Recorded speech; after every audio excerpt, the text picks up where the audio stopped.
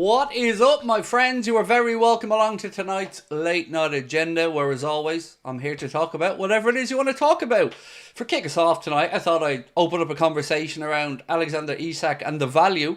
Is there any there? It wasn't really so much meant to be a statement tonight, as more just an opening conversation topic, really. I hope you've all had a lovely weekend. I certainly enjoyed my day off yesterday. It was lovely. Spent some time with Celtic fans, believe it or not.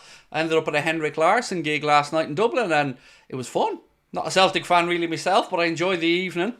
I hope that you're all in good form. It's a bit of a weird one, obviously. The Reds have a no game this weekend, but we are, of course, travelling to Paris on Wednesday for a massive game against PSG, and having this weekend off will no doubt give Arne Slot a chance to give the boys a bit of a rest and, work on the tactics for Wednesday. Cal, how are you, my man? Cal said, "Hey Craig, Jurgen's team paid 9.6 million. Oh, mate, I don't want to go through this again, Cal. I had this stream the other night, and that's what made me take an extra day off, to be honest with you. I agree with you.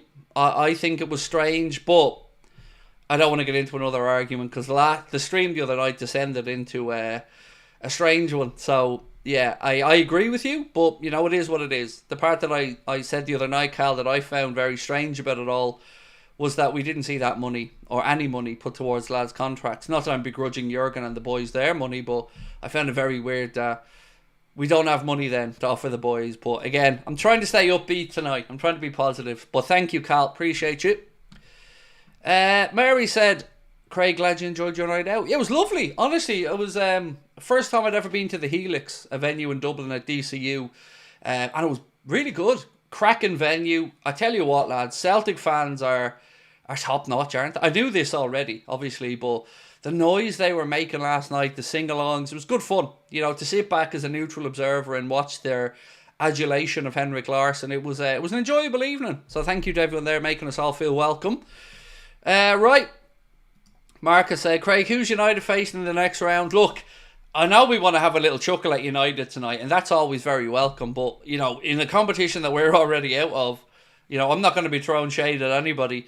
It was an interesting game, though. I did watch it. I watched that game and I watched the Newcastle game. And, of course, the big news from the Newcastle game is that Anthony Gordon's red card means that he's going to miss the League Cup final. Now, I did hear Eddie Howe say that you may look to appeal it, but you're not winning that appeal. That's a blatant red card. And Isak going off with a knock as well. So it's looking very favourable to us, but it's still going to be a difficult game, that cup final. But yeah, no Anthony Gordon for them, which is, I'm sure, a huge relief for our fullbacks, because Anthony Gordon is a tricky customer. So certainly going to give us another edge going into that one. But, it's a cup final, so you never take anything for granted. Mario, you've made being a Liverpool fan awesome, so thank you, Craig. My man, you're always so kind, Mario. You never need to thank me for anything, bro. It's a pleasure being here with you, and thank you for your kind comments. I thought the United penalty shootout was very interesting. Never had any faith in Xerxes with the last one, but, they missed two, so that wasn't really too big. I don't really have much transfer news tonight, Gino. I thought I'd come in and just have a chat. I want to kind of ease my way back into live streams, because I had a very difficult evening the other evening, and it really got to me. Nothing anyone did. I wasn't in a good place. So I wanted to come back on tonight and have a bit of fun. So let's talk some of the stuff that's been in the paper since we've last spoken. This piece here from the Mirror said that Liverpool and Chelsea are both reportedly keen on Leipzig and France international Castello Luqueba. Leipzig may be forced to sell a number of stars should they miss out on qualification for next season's Champions League. And I think they will miss out. I was having a little look at the league table, and they lost again, I think, 2-1, if I'm not mistaken, this weekend. And they probably will get some version of European football, but it's not looking like it's going to be Champions League. Hey Craig, hope you're feeling refreshed. Lovely to have you back. Thank you, Don. I always am. I know it was only 2 days, but we all missed you. I missed you guys as well, my mate. I wasn't even supposed to stream tonight. I just said to Connor, you know what? I think I've rested enough. Let's come on and have a stream and chat about the Reds. I did see your comments, by the way, in our Discord around the Carragher stuff, calling, again, to use your words, because I didn't see the clip, I think you said that Jamie Carragher was calling people who speak out against FSG, not online trolls, but something to that fact, which I found very strange as well. I don't know why all of a sudden he's got a love in with FSG, but, you know, everyone's entitled to their opinions.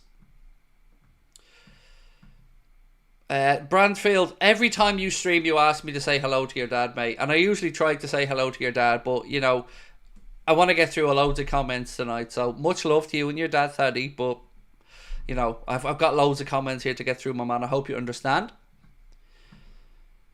Did I see Shrek 5 trailer? I didn't. No, I didn't see the trailer yet, but I think it's a 27-second long trailer, if I'm not mistaken.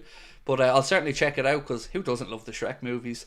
Nick, welcome back to Anfield Agenda FC, my man. Thank you. Cam, Tilly, or Tiley, I'm not sure how I'm supposed to pronounce that one.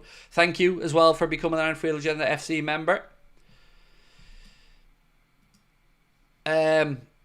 Watched your What AA Means to You video earlier on. Fair play, amazing, deserve everything you get. So, I've got a couple of emails about that video today, and hand on heart, I didn't even know it was a video.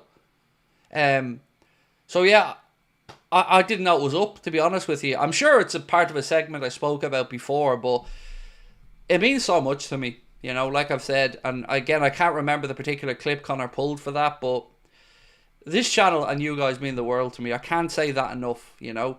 It's been an honour of my life being able to do this, man, and getting to know you all. I've no way to dress that up. It is an honour of a lifetime to be able to do this. And I've realised again over my few days away how much I appreciate everyone's support. Even if you don't like me, I appreciate your support. And I hope, you know, that video, whatever the clip was, because honestly I don't remember it, I hope it gave context as to why it's important to me, you know, because it's changed my life and it's given me a purpose, a direction, and a brighter future. It's allowed me to buy a home for my family, and it's just changed my life completely from being in a situation where I haven't got a lot going for me apart from my amazing family. Yeah, but man, I'm in good mood tonight, so I'm just going to smile and say thank you, because I don't know the exact content on that clip, to be honest. Have you heard about the right back in the Brazilian league? His name is Wesley. Yes, I have. Plays for Flamengo. Now that's where my knowledge of the right back stops. I don't know much about him other than we've been linked with him. He plays for Flamengo. That was about it, to be honest with you. Honestly, lads, the comments in the chat I don't deserve them. You're all amazing. Just such a lovely man. I love it. Appreciate you all. Thank you. But I don't deserve anything from you guys other than, you know, the support you've given me is incredible. So, you know, to know you means something to a lot of people. It's such, you can't explain it. I can't explain it. It's just an incredibly humbling experience that I don't feel worthy of. You know, but I'm going to keep trying my best to make you smile, because I think that's one thing I can control. Maybe putting a smile on your face. Cam Wilson said, "Hey Craig, just watched your video explaining your past. Just wanted to say, as a new father, you're an inspiration to me. I can see how much you love your family and care what you do. Thanks for being you." Thank you, my man. Yeah, it's look, I've had a shit life. In parts, you know, I'm not going to say it was all. It was what it was, you know, but it also made me who I am. So I don't know if I change it, you know. It was tough saying goodbye to my parents in that way, and it is what it is, you know. But I'm here. I'm with you guys. You know, that's all I can ask for. So thank you to all of you for your lovely, kind words. I don't deserve them. I'm just blagging my way through, you know. Anyway, you obviously don't know how much you mean to all of us. I don't, to be honest with you. Not because I don't appreciate it. I just don't understand it, you know. Even when I'm out and about and people ask me for a photo, I don't get it. I'm just a normal fella who, for some reason, is connected with people, and I'm going to just keep trying to make sure that I don't disappoint you guys and do you proud. Here's one that I wanted to bring to your attention. It's a bit of a rule change that's coming into footy. And again, I can't respond to everyone in there, but thank you so much. It's a rule change that's coming in that I wanted to get your thoughts on. And it says, official IFAB approves a new rule from next season for goalkeepers. If the goalkeeper holds the ball for more than 8 seconds, the referee will award a corner kick to the opposing team. That was posted by Fabrizio Romano a couple of days ago, but I never thought to bring it up on the stream. What do you think of that one? You know, goalkeeper holding on to the ball too long. It used to be an indirect free kick, but that never really got enforced. I remember we got it enforced once in the Europa League. I think it was against Basel, if my memory's right. I think we gave away an indirect free kick, and I think they scored from it. But yeah, it's an interesting one. A corner seems a far better outcome than an indirect free kick, potentially a few yards out from goal. But if it stops time wasting, if it speeds the game up a bit, it'll be interesting to see how much it's enforced, if you get me. You know, because we're all going to be here going, 1, 2, 3. And there are definitely goalkeepers, say no names, Emi Martinez, who take the proverbial.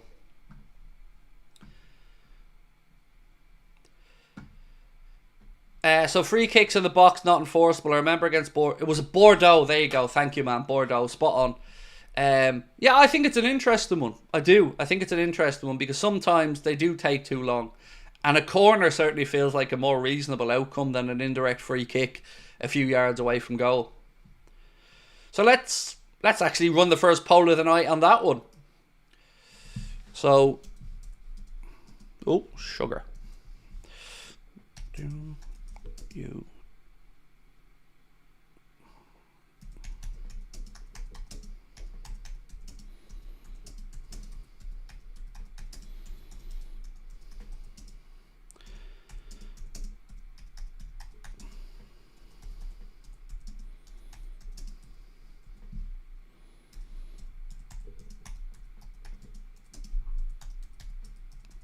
Right, bit wordy, but I couldn't think of how to shorten it. Do you like the idea of a corner awarded if a keeper holds the ball over 8 seconds? So that's the new rule that's coming in, and let's see if you guys enjoy it. I think it's a silly one. I think it's one of the more acceptable rule changes, personally. Arthur Smith, Pickford and Emmy will love that new rule. Yeah, they're certainly the two names that were top of my list when I'd seen it, mate, so good shout.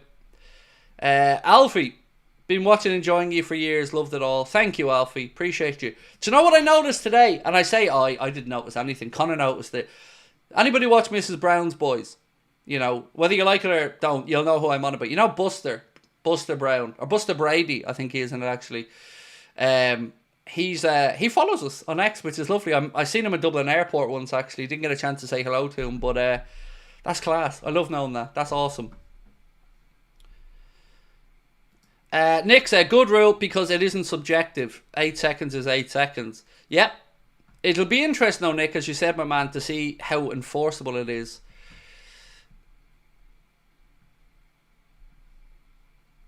Worth every penny. Thank you, Alfie. Absolute gent, mate. Thank you. Will Chiesa get a chance against Southampton? You know what, Gino? It's a really fair question, mate. And I think many of us would like to see Chiesa get a chance, but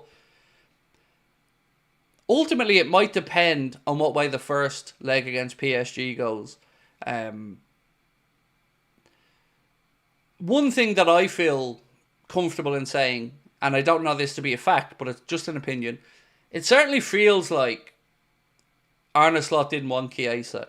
Now, again, I don't know that to be a fact, but you know, looking off the lack of opportunities he's been given, you can only assume that the manager just doesn't fancy him or doesn't think that he can make a difference, because there's certainly been games where we could have done with him coming on to make a difference, but so far we've not really seen him get the minutes, and we were told it was a fitness issue for a very long time. Can't be going on this long now, and I understand the point about working up to being into a match rhythm, but he can only do that with appearances. So whichever way you look at it, it defo doesn't feel to me like the manager's overly convinced by the idea of Chiesa. Henry Ray Baker, thank you so much, Henry, for gifting 5 memberships. Appreciate that. They've gone to Luke. They've gone to Luke, Alfie Punt, TGK, Daniel Roberts, and Charlie. Thank you. Any player you take from the PSG squad? Well, the one that springs to mind initially is Zaire Emery, who's someone that's been linked to Liverpool. Now, you know, I'm not going to rewrite history. I absolutely don't have too much knowledge of Zaire Emery, but apparently he's a midfielder that's on Liverpool's potential list, and one that if he has the legs we need in midfield, so be it. But I'm also open to the idea that we just bring in Stefan Bajcetic back to be that extra body. It'll be interesting to see what happens in the summer. I will come on to speak about Alexander Isak in a little while. I just wanted to let the chat fill up a little bit. I want to also say a huge thank you to everyone that's got their tickets so far. Really pleasantly surprised at how well you guys have responded to the tickets going on sale. So thank you. Again, if you want to come and see us, we're going to have a great show for you on the May 28th at the Hot Water Comedy Club. And you can get your tickets with a link pinned to the top of the chat or in the description. For PSG, go for it or an Etihad job. It's a really good question, Carl.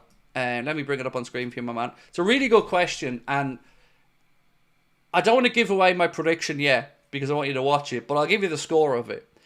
I'm going to say a 1-1 draw over in Paris, and I would take that. Remember, there's no away goal rule or anything in the Champions League anymore, and I think they're going to be hyped for it. So I would take a score draw or a 0-0 away from home because I'd fancy us to get the job done at Anfield in the second leg. So I'm going to go 1-1, Carl. But we are capable of winning it. Do I think we're capable of losing it? Well, it's football. You never know. But I take a score draw. Would Gakpo start against PSG or not? Well, again, I'm going to end up giving away the whole bloody preview. For the game against PSG, I wouldn't go with Jota through the middle. I would go with the work rate of Diaz, because I think we might have some tough defensive moments in the game. And I think Diaz through the centre with Gakpo on the left, it makes more sense if we needed to become compact or press from the front for me over Diogo Jota. So for the away leg, I would say front three, Salah right, Gakpo left, Diaz centre. As much as I'm not a huge fan of Diaz through the centre, I think for this one is probably what I'd lean to if I was Arne Slot.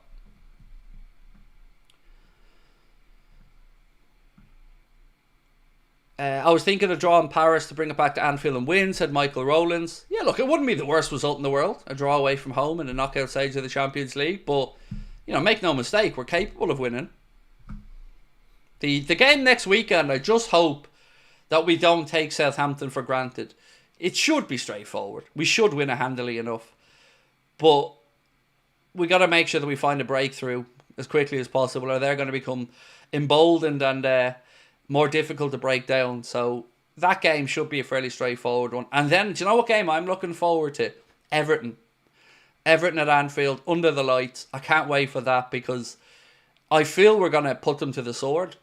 I really do. I think we'll have been hurting from that game at Goodison. And I think that we're going to go out and beat them by 3.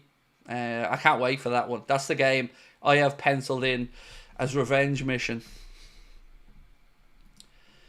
Davino, how are you? Hey Craig, did you see John Cena turned heel for the first time in his career? I know you don't watch WWE, but thoughts on the bastion of morality turning evil? As soon as he started kowtowing down and apologising to China, I lost any respect I had for John Cena. I know John Cena does a lot of incredible work, charitable work, but that was the end of me giving a damn about John Cena, to be honest. And no, I don't watch wrestling anymore, so I hadn't seen that he turned heel, but I can't... Did he not start off as being... Not a heel, but he certainly wasn't well taken to at first, if I remember, until he kind of went into the whole hip-hop version of John Cena. But, yeah, look, either way, me. Till Sheen said, Jamie Carragher's fall from grace continues. How? What's up? What did he do now? Is it about the comments that he made about Liverpool fans being... I can't even remember the phraseology that was used. But, look... I have problem with anybody who tries to lump in a lot of Liverpool fans together as one thing. So, for instance, Jamie Carragher, if he's online complaining about Liverpool fans talking about FSG or whatever, he'll be quite happy to take their money for the next show he does or the next live appearance he does. And this is what bothers me. If you can't understand at the very least why fans are and have been unhappy with FSG and their spending, I don't get it. You might not agree with it, of course, but to not even understand why fans would feel that way, I find that questionable. Because, I'm not saying you've got to agree with it, but I can absolutely understand, because I'm one of them, why Liverpool fans would feel frustrated with the financial side of things. But, everyone's free to say what they want, and Carragher's free to say what he wants. It's just another opinion, really. So, let's move on to the situation with Isak, because I did want to talk about that tonight. And again, we've gone past 302,000. Thank you to everyone that hit that subscribe button. Absolute legends. If you haven't, please do drop a like on the stream as well. Thank you. 302k. We're on the way. Only 698,000 to go. So, on Alexander Isak, I want to kind of make my stance clear, because you're probably coming in and go, what is he on about? Is he really worth the money? I don't think he is. I would take him at Liverpool as a player. No problem. But I would not be happy with us putting all our eggs in a £150 million Isak-shaped basket because of the injury concern. I think the injury record that he has to come into account when you're looking at the price. So, absolutely, I'd have him at Liverpool in a heartbeat, but nowhere near that £150 million price tag that's apparently on his head. That's silly money. If he was bulletproof, like Mohamed Salah, doesn't pick up injuries, then yeah, okay, you can see it. But he's not worth it. 100 million at a push. And even at that, I'd have concerns. So for me, if you're going anywhere over £100 million, I'd look elsewhere. I really would. Especially if Mo does stay at the club. I'd look elsewhere, because I think there are better options that would give us more money to move around and spend elsewhere. And if you look at Arsenal as an example, Arsenal are in dire need of a centre-forward. We could do with one. We could do it, improve it on Darwin. But we're fortunate in that our goals are spread around. Mohamed Salah chips in, obviously, with more than his share. Gakpo grabs some. Diaz grabs some. Diogo Jota grabs some. Now we're starting to see Szoboszlai, McAllister pick up a couple from midfield. I just don't think it's worth £150 million risk. As good as a player that he is. And he is. He's a wonderful player. So, what are you guys thinking? What would your number be if you were looking to make a bid? Because I think Newcastle paid about 66, 67 million, I think, if my memory's right. I think he's their record signing. And they're going to want to make a profit on that. And look, they should make a profit on that, because he's certainly pushed on and improved since he's been there. But that injury record, and he's out again. And the reason I bring up the injury record is, this is business end of the season time.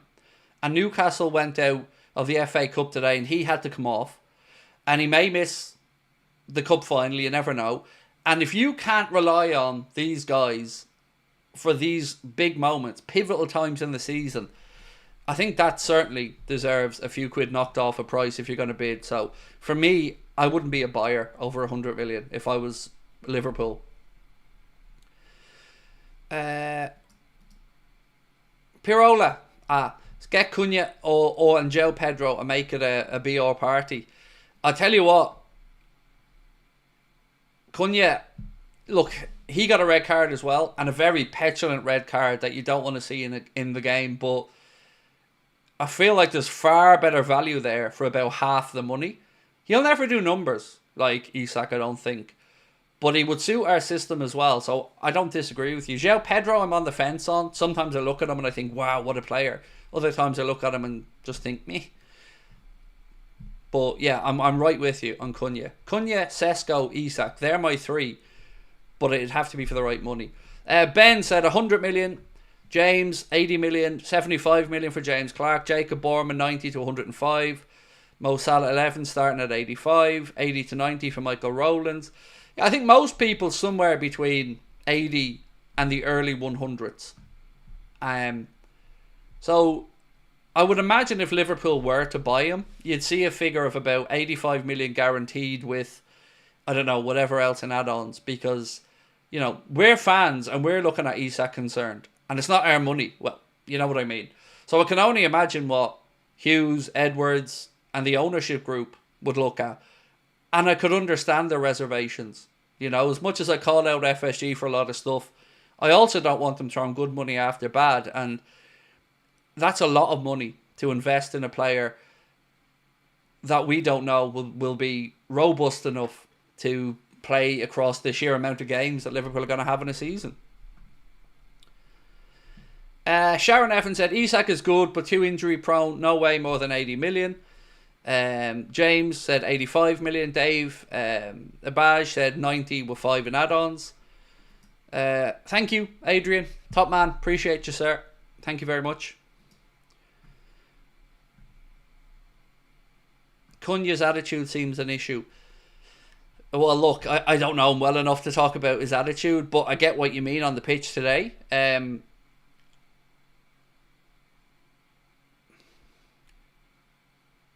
I just think his release clause, it just seems better value. And better value not from a point of view that he wouldn't fit in the team. I mean, Cunha seems like he's tailor-made for the system that we play.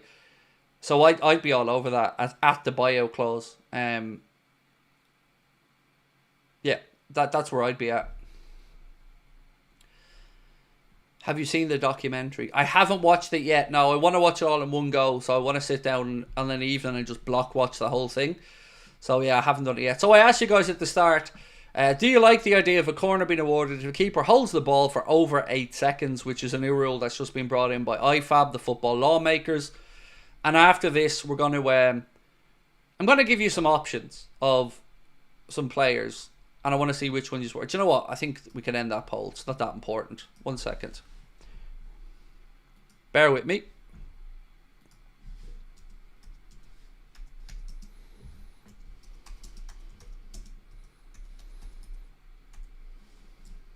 Okay.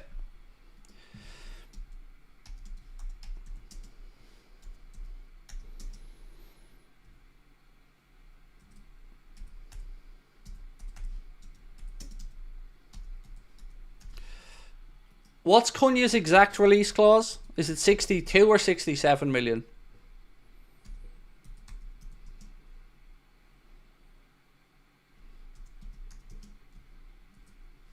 Does anyone know if it's 62 or 67? I can't remember which one it is. 62 and a half, thank you.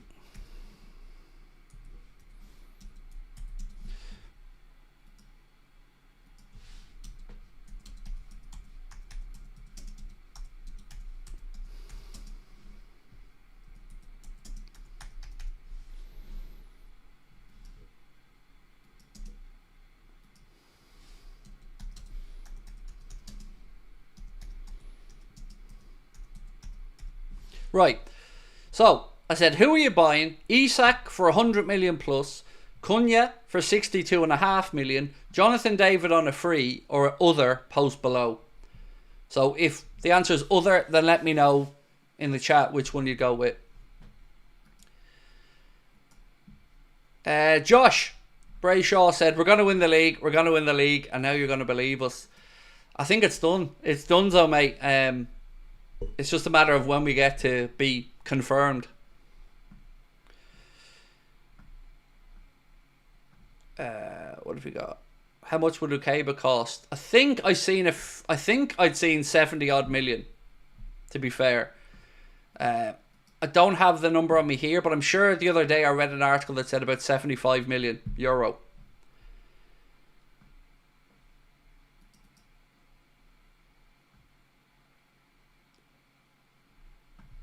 Cool.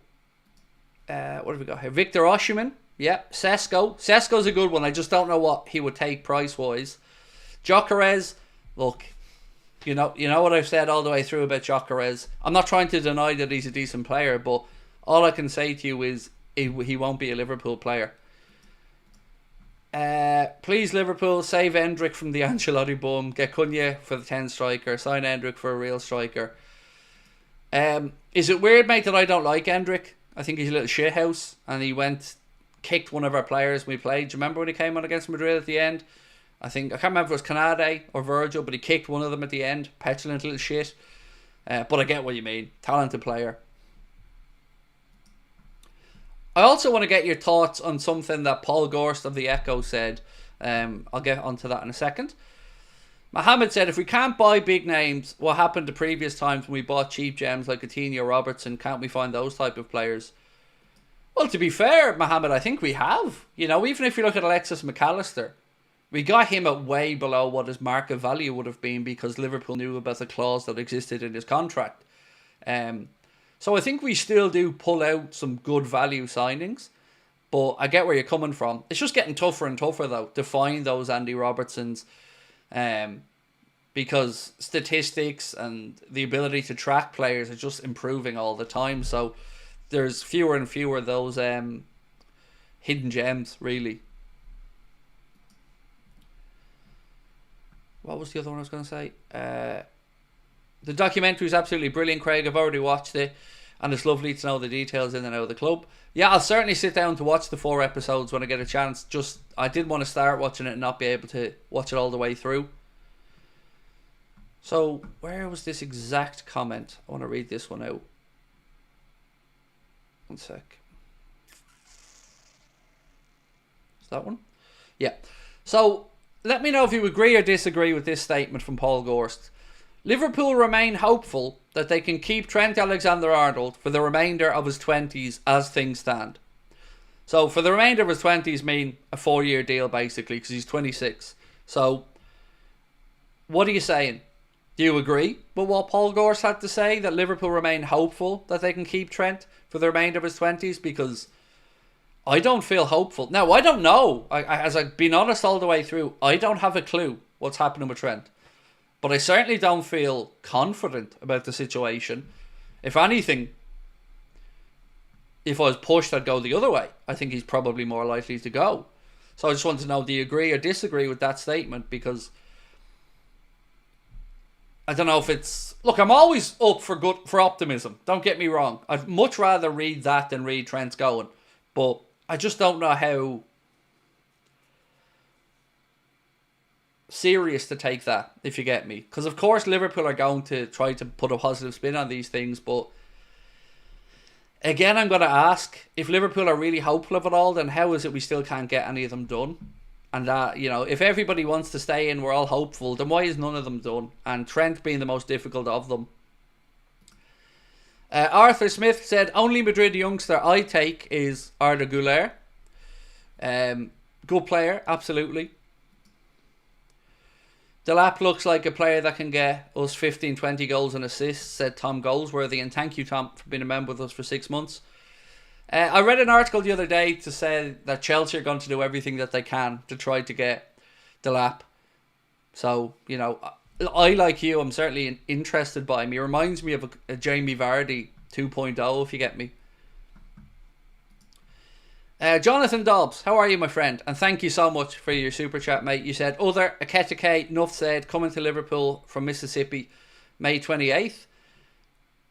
Are you coming over? You're going to go show? If you're travelling all the way over from Mississippi, Jonathan, and you're not coming to the show on May 28th, let me offer you the tickets, at the very least, if you want to come, mate. That would be awesome. All the way over from Mississippi, that one word that we all didn't want in spelling bees growing up as a kid, that was the word. Didn't want that word when it came up. But Aketake is an interesting one. I think they only Frankfurt paid about 16 million euro or something like that from PSG when they brought him in. Last I checked, he scored 12, I think, this season. But he's certainly an interesting name. I've seen him linked with Newcastle again as a possible replacement for Isak, but I'm not the one to give you an honest answer on Aketake if he's good enough or not, because I've seen very, very little of him. What would you rather, Van Dijk and Salah or Trent and Salah? Van Dijk and Salah, 100%. In order, Van Dijk would be my first preference, Salah would be my second, and Trent would be the third. That would be my order of those ones.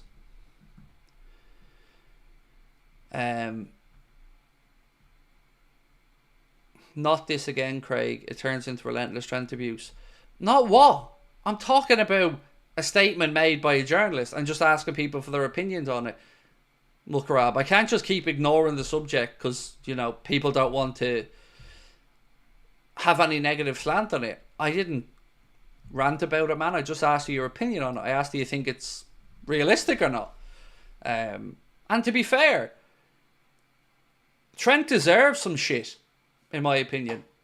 You know, I'm not saying he deserves to be abused, but he certainly deserves to be criticised. You know, I don't think that's unfair of anybody to think. But again, it is what it is. We'll wait and see what happens. I just don't feel that that's a statement that's based in fact more than optimism.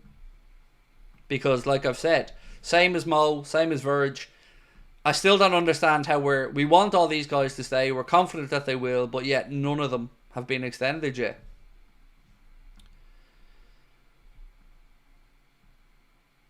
Do you think realistically we can squeeze one more season out of Jota? 100% yes, Nazar. Dan's to be more experienced, established. Yeah. Look, I'd have no problem keeping Diogo on for another season. None at all. As long as we go in thinking like, you can't rely on him. So you can't think, all right, Diogo's going to be my number 9. But as another option, if you bring in a replacement for Darwin, absolutely. I'd be in no rush to get rid of Diogo Jota. We can't have too much change in one window either. So all the obvious ones we've spoken about that may or may not go. Then you've got some of the fringe players as well to figure out, like Tyler Morton. Then there's the goalkeeping situation to figure out. Then maybe the left back situation, Costa's going to go or is Robbo going to go. Yeah, you can't have too much change in one window either. And I like the idea of giving Jayden Danns a pathway through.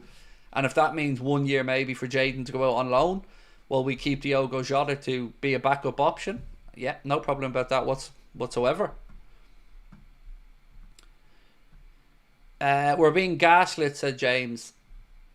Look, what annoys me about it is, if there's a reason to be optimistic around any of the contracts, well then tell us the reason to be optimistic. But this constant regurgitating of Liverpool are hopeful has been going on for 9 months around all of the lads, not just Trent, all of them.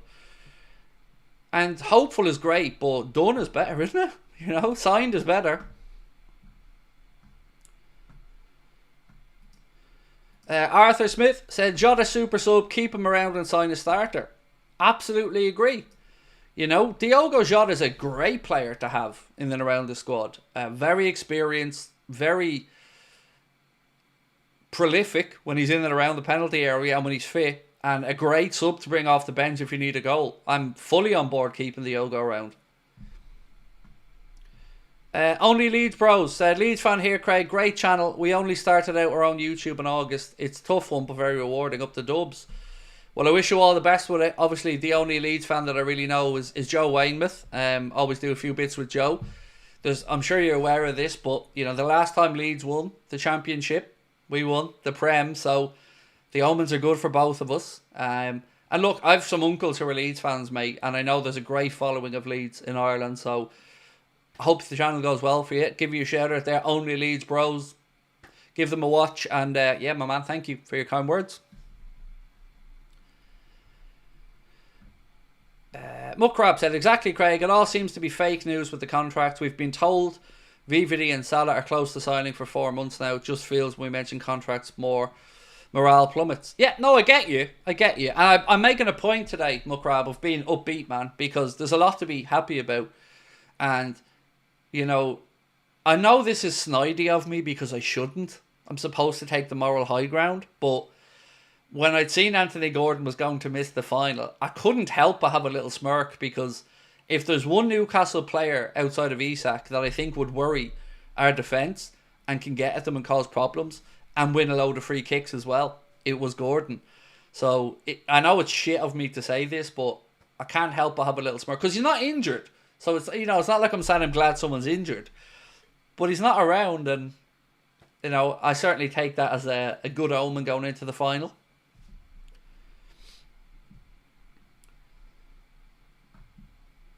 What are your thoughts on bringing Rio into the first team slowly? Exactly that, first team slowly. He's one of those players that is going to be a very good top level football player. It's just a matter of making sure that the timing of his progress through is as good as can be. And I've no idea what the plan is for young Rio. I've no idea if he's going to go out on loan next season, but I would be astonished if he doesn't become an established player within 2 years in the first team. He seems too good not to. You've seen a young Raheem Sterling coming through, undeniable. A young Michael Owen coming through, undeniable. Steven Gerrard, undeniable. You know, you can see why Chelsea were so upset to have lost young Rio to Liverpool. So much so, remember, that they weren't letting Liverpool scouts go to some of the games. So yeah, he's on a pathway for a bright future. I just don't know the time frame of it. But I like what you've said. For me, better to go slowly and take it at the right pace than have a situation with Saka at Arsenal where he's just been overplayed so much by a manager that needs to rely on him and lean on him, that he's probably going to be done properly at 27, 28 with the injuries he's picking up. And you know, it's the managers and the club have a duty of care as well to make sure that we don't push him through too quickly.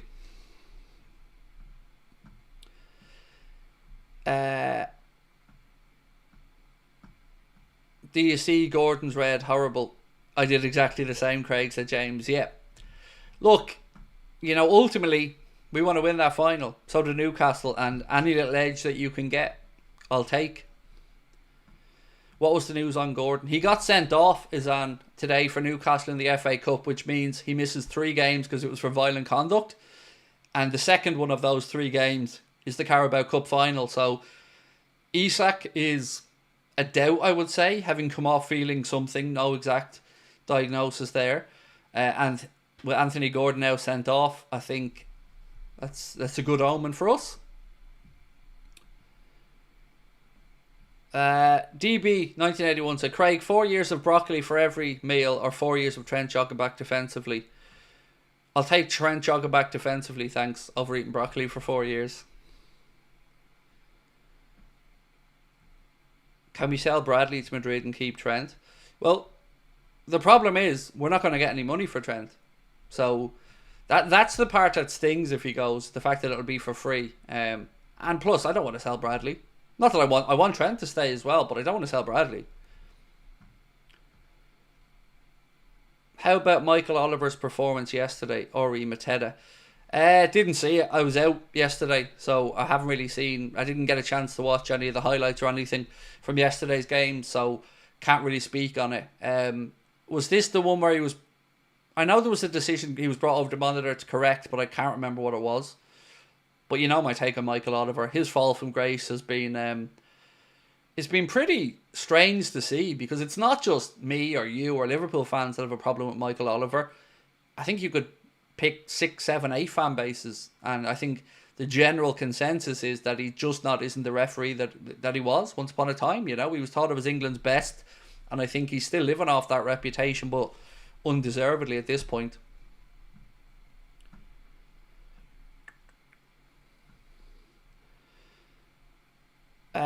Craig, if we were to win the double or even the treble, I have to say, before anybody else corrects you, it'll be a double or a treble. But the double is on if it's European Cup and the Premier League, but we won't be allowed to call it the treble, mate. We'll have to call it a treble if it happens. There will be a parade for fans, of course, 100%. And will it be pricey to attend? It'll be free, as in all the parades.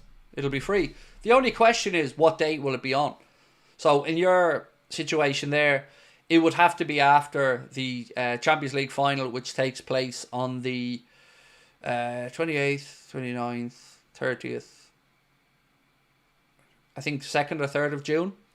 So it would be most likely the day after that on the Sunday, I would imagine. But if we don't make a Champions League final, then you would guess you're talking Premier League trophy parade anyway. Monday, May 26th will be my guess. But it doesn't matter. Just come to the Anfield Agenda live show, which is where the real celebration's going to be, right? 28th, Hot Water Comedy Club. We were very brave when we booked this in, by the way, because we booked it in hoping we'd get the league title over the line, and knowing that the Champions League final was so we're banks back in the middle of that week. Last league game on the 25th, Champions League final the following Saturday, and our show was on the Wednesday, right in the middle. So, come on now. Come and celebrate with us. By the way, can I say something? I hope people understand where I'm coming from. The world's gone mad. The world's gone mad with prices. So, my mate had a spare ticket last night to that Henrik Larsson Celtic event in Dublin. And the cheapest ticket for an evening with The cheapest ticket was €90. And then they went to 200 quid and to 300 and something quid. And it sold out. I don't even know what value is anymore, lads, honestly. I couldn't believe it when he showed me the ticket and I seen 90 quid as the cheapest ticket. I felt guilty putting our tickets at £20. Now, I'm not Henrik Larsson, granted, but you know, I was even looking at Pitbull tickets the other day and I went into the pre-sale. 200 quid. 200 quid. The world's gone mad. And people are paying this. And they're going to keep paying it until people stop. Just stop paying these stupid prices. Because they're just emboldening the feckers to rob us more.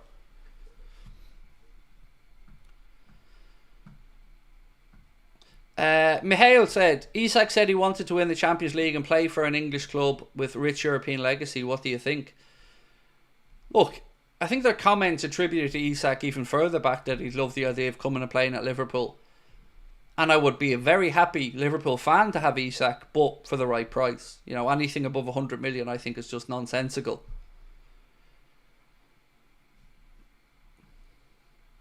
Tom, how are you, bro? Said Pedro Marquez will have some influence in the summer. Wasn't he brought in as FSG's technical director of football or something like that? The guy from Benfica, Tom, if my memory's right. I think that was roughly his job title.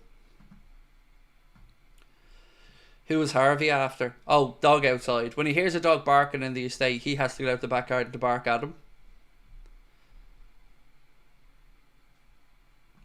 Buggers Taste Salty said, all prices are out of control. Italian restaurant near me, $28 for the plate of plain old spaghetti.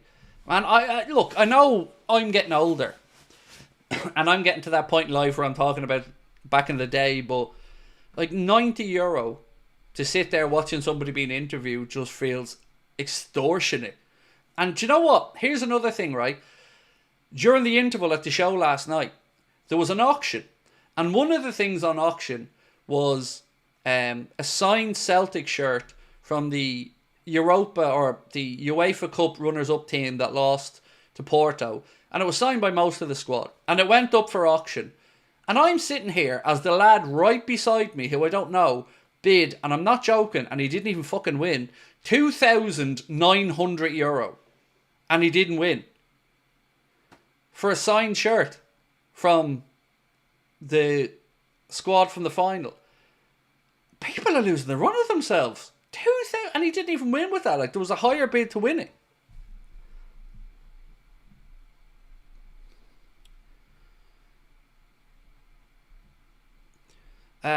Feel old, remembered ice cream was once 99p. Oh, look, I remember Cruncho's crisps being 12p, Chomps being 10. But, like, I don't think it is me getting old. I think we're just getting fleeced these days. You know, when you're seeing tickets going with these dynamic pricing nonsense to 200-300 quid for a face value ticket of about 80 quid, that's disgusting.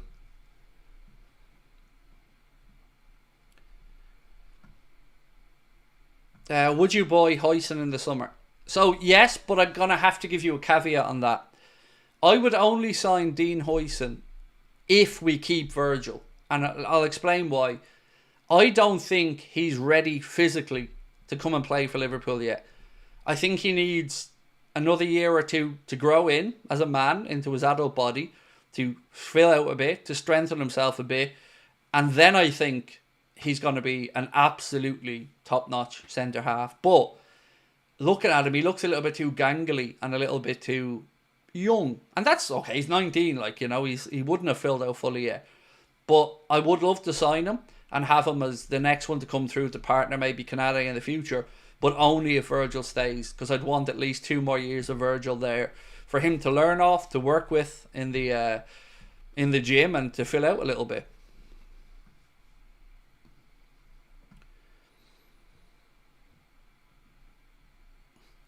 David said I would spend money on Gyökeres. I don't see the appeal of Gyökeres. I just don't. He's 27, I think, so he's getting on in age. He's never proven himself in a top league, despite what you want to say he hasn't. He's played in the Championship, done okay. He's gone over to Sporting Lisbon and scored a load of goals over there, fair enough, but it's hardly the highest quality league in the world, as we found out with Darwin. And the money that it would take, I just don't see value in signing Gyökeres. I think I think we'll be proved right as well on this by stepping away. So I just don't think he's worth the money. I'd much rather spend it on Cunha, and you're probably talking similar money. And Ekitike is a good show from people, but look, I'll be honest and say I don't know enough about him. You know, I've watched quite a bit of Victor Gyökeres, but I've not seen, well, more than a handful of appearances from Hugo Ekitike, so I'm not the one to give you a definitive answer on that. Craig, do you like deep fried chicken? The Korean barbecue one is banging. Of course. Who doesn't love chicken? Any chicken, Val. All the chicken. Just had to Google Jonathan David as I didn't know anything about him. So he's a Canadian international. He's playing with Lille. He scores very regularly in the French First Division and is available on a free transfer this summer. So, you know, he's an interesting one.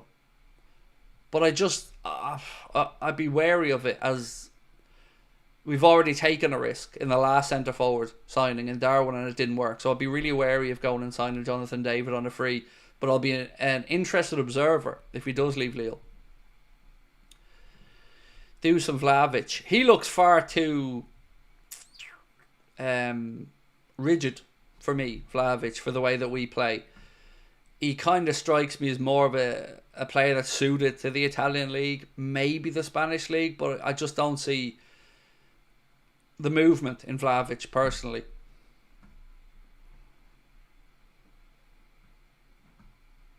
Lauren said Craig bounced off the walls after watching the United lose. It was interesting. When it went to penalties, Lauren, I thought they were going to find a way through, but I thought Fulham were the better team in that game. You know, Fulham probably should have been out of sight before United got their equaliser. Plex Edit says Jamie Gittins or Bradley Barcola at left wing if we were to lose Diaz and Nunes.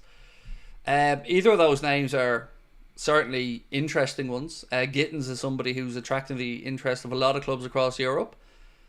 I would say Nico Williams would be my first choice if I had a blank checkbook, but I think he's more likely to go to Barcelona if he leaves Athletic Club. But yeah, two very interesting names. Barcola, I'm not sold on yet, personally. Same, I put Barcola up there with Xavi Simons. For me, I'm not fully convinced yet. But again, I guess we'll get to have a little look at them over the two legs when we play them. Patrick, how are you, my friend? Said, if Lucho really leaves this summer, who replaces him? I have a feeling Anthony Gordon rumours will come up again. The Anthony Gordon stuff will probably be much more difficult this summer because he's just signed a new contract this season. I've no idea if there's a release clause in it or not. Haven't got a clue. But it certainly strengthens Newcastle's position. And I don't think if we're to invest much in a striker, left back, centre back, I can't see us spending 65 million quid to bring in, I won't say a backup left winger, but another left winger. I wouldn't say no, don't get me wrong. I'd take Anthony Gordon, but I mean, if you said to me right now, would you sell Diaz and buy Anthony Gordon, I'd probably say yes because of the aid side of it. But yeah, I'm not sure how realistic it is at the minute. Alfie, best of luck with your exam tomorrow, my man. Right, so on the poll we asked, who are you buying? And we said Isak for 100 million plus, Cunha for 62.5 million, Jonathan David on a free or other post below. And with over 1,000 votes, even at over 100 million quid, you guys are saying you'd still spend the money on Isak. 43% of those that voted said they would go for 100 million plus Isak over the likes of Cunha or others. Interesting one. Yeah, interesting one. Thank you for everyone that voted.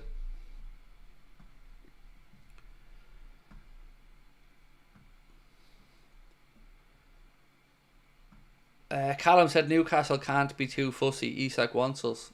Why can't they be too fussy?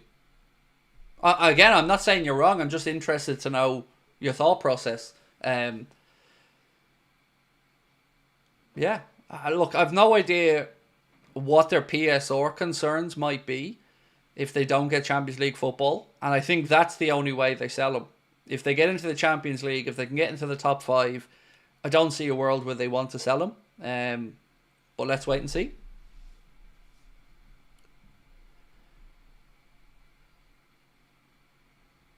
To London said, Craig, I've just subscribed to your YouTube channels after I saw your video, how Anfield Agenda changed Craig's life. You know what, man? It's so lovely to see so many people say that today, and thank you. I'll be honest, I didn't even know the video was up, because I don't take care of any of that. I just do these things, make the videos, and Connor chips them up and puts them out. But thank you. I appreciate that. I really do. And I hope you enjoy and stick around with us. Was a question there I wanted to get to. The goalkeeper situation, said Patrick, is going to be very interesting this summer. Definitely agree with you, my man. It's the one that I'm probably the most intrigued by, because we've got Georgie Mamardashvili, who isn't having a great season with Valencia, but then again, he doesn't have a great team in front of him. We've got Carragher, who has 1 year to go on his contract and doesn't look like he's going to sign another one. We've got Yaros, who is out of contract as well this summer. And then we've got Alisson, who has been linked with moves away. I would definitely like some clarity on that situation. 100% agree with you. That's a situation that I find interesting and unnerving, because right now we've got an incredible set of goalkeepers at the club. Like, all of them, right through to Yaros. Alisson, best in the world. Kelleher, best backup in the world. And then you've got Yaros, who's a very capable young goalkeeper.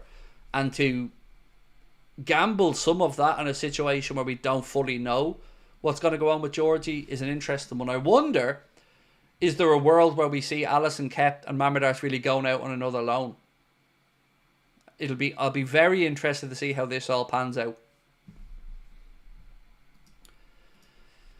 Craig Peter, how are you, my man? Said, I hope all is well. Ignoring the obvious, Delap, do you see Robbo or Shaqiri style signing that could come from a relegated club? I haven't really kept tabs of Southampton to know if there's anybody there worth having a look at. Ipswich, Hutchinson, Amari Hutchinson's an interesting enough one. Who's the other relegated? Who else is going down this season? I can't really think of anybody off the top of my head who I would say. But then again, look, I probably wouldn't have picked out Andy Robertson when Hull were going down.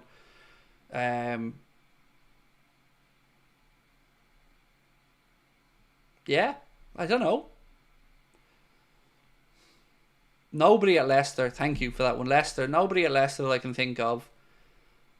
By the way, very glad we didn't end up with Patson Daka in the end. Whoever made that decision got the right one, because he hasn't really worked out that very well at Leicester. Dibbling is one that a couple of people in the chat have mentioned. Marta, the likes of Archie Gray going from Leeds to Spurs. That was a great bit of business by Spurs. And I know that they've kind of chopped around where Archie Gray has played this season when needs must, but I remember when they got that deal done, sitting back and thinking, that's a really good piece of business from Spurs to bring in Archie Gray. Arthur Smith said, Dibbling from Southampton. Thank you, mate. Appreciate you. George, Craig, hope you're doing good. Looking like a big summer this summer. My alternative to Isak will be Ekitike. I've been really impressed by him. Yeah, I don't think you're alone. I think a lot of people in the chat have been impressed by Ekitike. I haven't seen enough of him to give an opinion, in all honesty. How's the family? They're good, thank you. Yeah, they're good. We're looking forward to our vacation in a couple of weeks. It'd be nice to get some sun on the old skin. Muckrab said, Craig, I've been thinking we should go for Clivert. No injuries last 2 seasons. Clinical prem proven. And half the price of Isak. He's not a striker, though. He'd be a 10. What I'd call him an old school number 10. A Felipe Coutinho type player. It's tough to tell if he's having a bit of a purple patch only this season at Bournemouth, because if you look at his career before that, he was kind of up and down at the likes of Roma and a few other clubs he was at. Obviously got great pedigree. His father was one hell of a footballer. So, yeah, look, on that one, I can see the attraction. He scored some absolute bangers as well. But I don't know. I don't know if we have a need for somebody like that in the squad. Like, if you're looking through it, right back maybe, depending on Trent. Left back definitely. Centre back definitely. Striker definitely. So that's already 3 or 4 we have to sort out.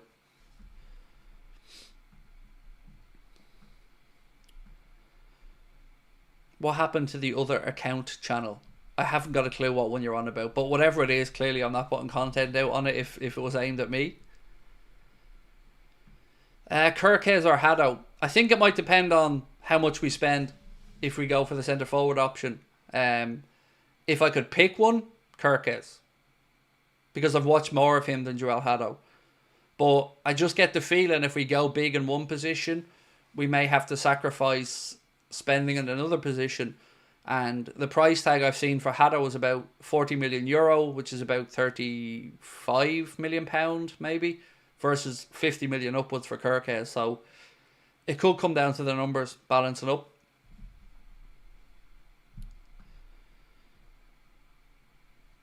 I think Kirkes' value has gone up a lot, so we'll go for Haddo's cheaper option. That would be my fear. And when I spoke with Bench Bochak, again, similar thought process. You know, would Bournemouth really want to cash in? Now, Bournemouth have already brought in another left back, so you could make an argument that they'd already planned ahead here, but it still means they're in a strong position, because now they can say, yeah, we'd like him to stay, but if he goes, they're covered.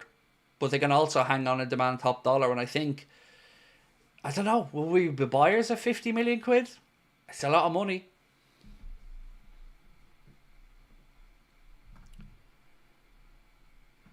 Will the game on Wednesday be a high scoring one? I don't think so. I'm going 1-1 for my prediction on Wednesday, but who knows? You know, it's hard to tell.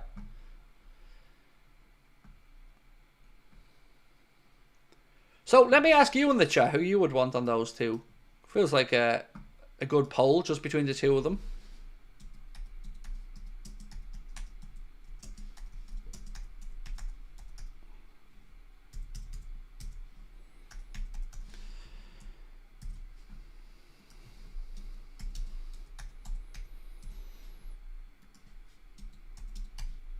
Right, so just a straight shootout between Kirkes and Haddo. Who would you prefer?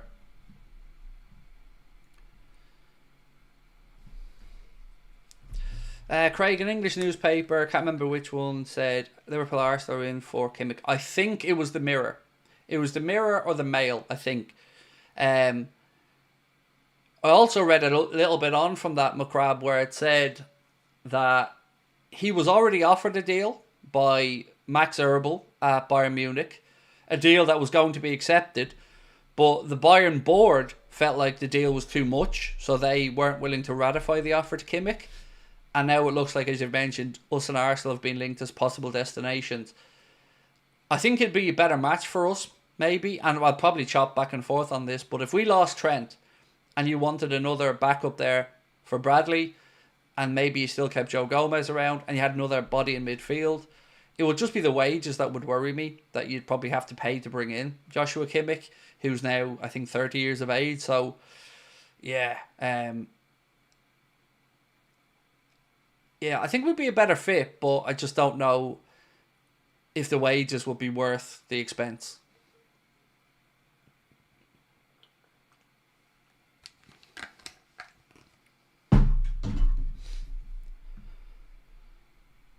Kirkes is small. He is, but he's an incredible engine. Like, he is phenomenally fit, if that's the right word.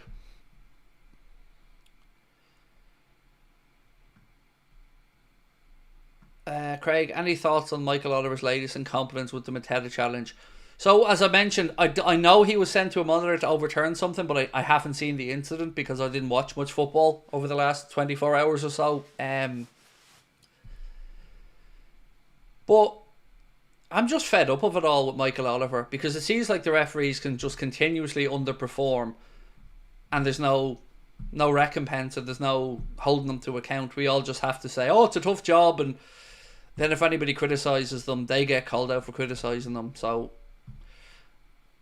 I would just say he's just not the referee he once was. That's the kindest way I can say it.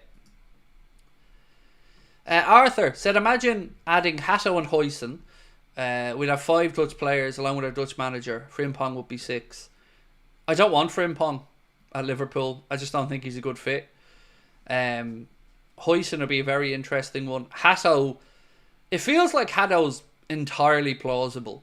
Well, obviously friends with Ryan Gravenberch. He invited him over to a game in a position we need at a club and a league that Arne Slot would know incredibly well. You know, you can. It doesn't take a lot to look at that situation and think, okay, I can see a world where maybe that one happens. But I don't think we're on our own showing interest in Hatto. I think Real Madrid and a few other clubs as well. James, how are you, my man? Craig, great to hear your voice tonight. Had a tough weekend. Had to put your dog Ollie to sleep. That's incredibly difficult, my man. We had the same last year with Gizmo. First time I've ever had to put a dog to sleep. And you know what? I knew it would get to me, but I didn't think it would get to me as much as it did.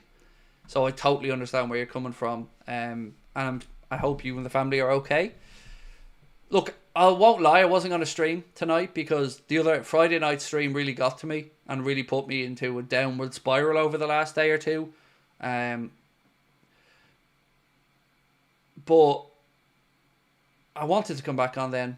Just said, you know what, you can't wallow. You got to come back on and just enjoy yourself. So that's what I'm going to try and do. I'm trying my best to ignore any snidey, shitty comments. Not that there's been many tonight, to be fair. And just try to focus on the good stuff because I'm extremely blessed to be here with you guys. And you don't need to hear about the days where I'm not in great mood. But yeah, Friday was a tough one. I really felt crap after that stream. If Trent leaves, I can see us going in for slots right back from Feyenoord. Geertruida knows his system, knows our coach. Yeah, look, I have no idea. I'm not going to sit here and say this person or that person wouldn't be a decent option because I still haven't really given much thought to right back until we definitely know what's happening for Trent. Because like, I've given 0 thought to replacing Virgil and 0 thought to replacing Salah. So I think it's only fair that I give 0 thought in replacing Trent until we know what's happening. Would you go back in for Zubi? No, but not out of spite or anything like that. I think one season further on, by Cetic having got more minutes, Gravenberch obviously being the player that works well in our system, I don't think Liverpool have a £60 million need in midfield anymore. I still stand over. We left ourselves a body short in my eyes this season in midfield, but now with Cetic coming back, maybe the manager showing a little bit more trust in Endo. It's just about managing and measuring the minutes for Ryan Gravenberch, and I think Cetic can do that, and maybe McConnell if the manager looks to him as well. So yeah, no, I just don't think the need's there for us at the minute. But look, I wouldn't be displeased if Liverpool signed him. It just feels like the momentum in that deal sits with Arsenal at the minute. Who's ready for the Arsenal fans to undermine our cup win, saying we're lucky because Gordon is banned from it? Mind the gap, Gooners.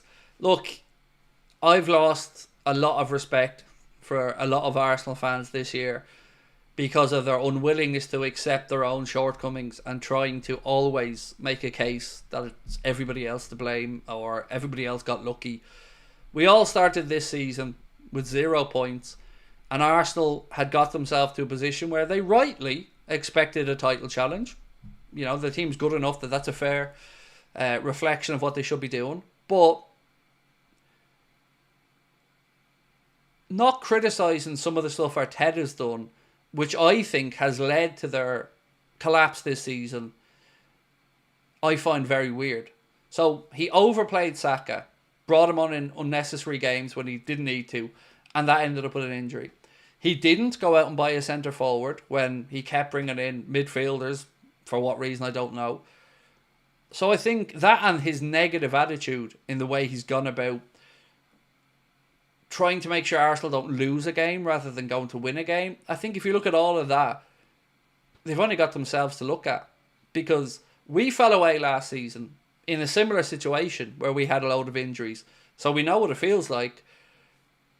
And it's tough shit, you know. Nobody had much sympathy for us last year when we fell away. You know, they were all quite happy to jump on and laugh at us. So I find it hard to have any sympathy at this point. The only thing that really pisses me off is I just wish they'd acknowledge and say well done. You know, because I promise you, if Arsenal had won the league, I would have been on and said well done to them. I would have said it through gritted teeth and I would have hated every minute of it. But, you know, that's sport.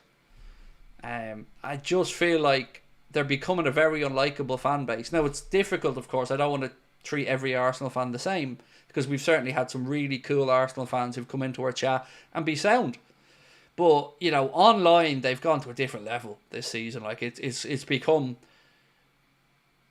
everyone laughing at Arsenal fans because of their attitude. It's been weird to see. Adot said Ramadan Mubarak, my peoples. Yep. Again, anyone celebrating Ramadan? Lots of love to all of you.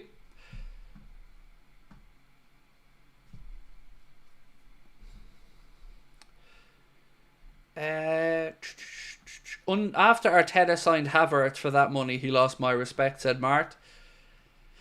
It's just a weird one. Like, everybody knew Arsenal needed a striker. Every Arsenal fan knew it. And they've had 2 windows that they didn't address it in. And in January, it seems particularly criminal for them not to have gotten a forward. Now, maybe the one they want isn't available, but either way, you're in a position in January where you're within touching distance of us at times. And, you know, when we drew 2 games, they had a chance to close the gap, and they just looked toothless. But the real telling moment for me was when we played them at the Emirates. And I keep coming back to this and I keep talking about it, but when you have Gabriel Martinelli running to the corner flag with 15 minutes plus stoppage time to go in a game that you were 1 goal up in against one of your title rivals, and you could have gone for the jugular and killed it off, but you didn't, and then we scored and it ended up 2-2. That was the moment where I knew Arsenal didn't have the balls to go head to head and win the title this year. That was it. Encapsulated in one little moment. That was it. It clicked in my head and I thought, that's it. They ain't winning shit this season. They ain't winning the Premier League. Not a chance. And maybe people think I'm making too big a deal of that moment or not, but all I can say is in my head, that's when I clicked and thought, well, we're winning this fucking league now. That's it. We're winning the league.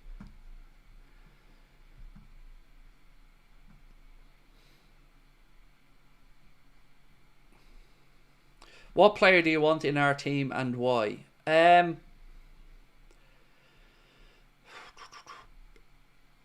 Kirkes would be the one at the top of my lips at the minute. I think left back and striker are the 2 prominent positions I think we need to go out and improve. Left back, it is just a case of improving what's there and moving one on. I think it'll be Costas. And centre forward, look, I don't need to explain the Darwin situation. So yeah, those. And up top, I'd love Isak, but for the right money. I think anything over 100 million is just too much of a gamble. So I'd probably go Cunha or Sesko. But probably those answers. James, how are you, my man? Feck Arsenal. When we had injuries last season, we still won a trophy. Exactly. And Arsenal's only chance now is the Champions League. And so what? If they win the Champions League, they'll have absolutely earned it, because they'll have probably beaten Real Madrid. They'll have beaten either us or PSG. And then they'll have beaten probably Barca or Inter in the final if they were to go all the way. And that would be a Champions League that you would say they earned.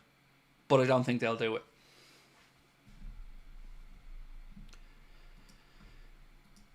Douglas. Exactly, spot on. It's about our luck to Gooners. Yeah, we're on pace to smash the 90-point mark if we rotate and progress in the Champions League. We have been consistent all season. Put some respect on us. Yes, sir. 100. I'm going to heart that comment myself because it deserves it. I agree, man. Absolutely.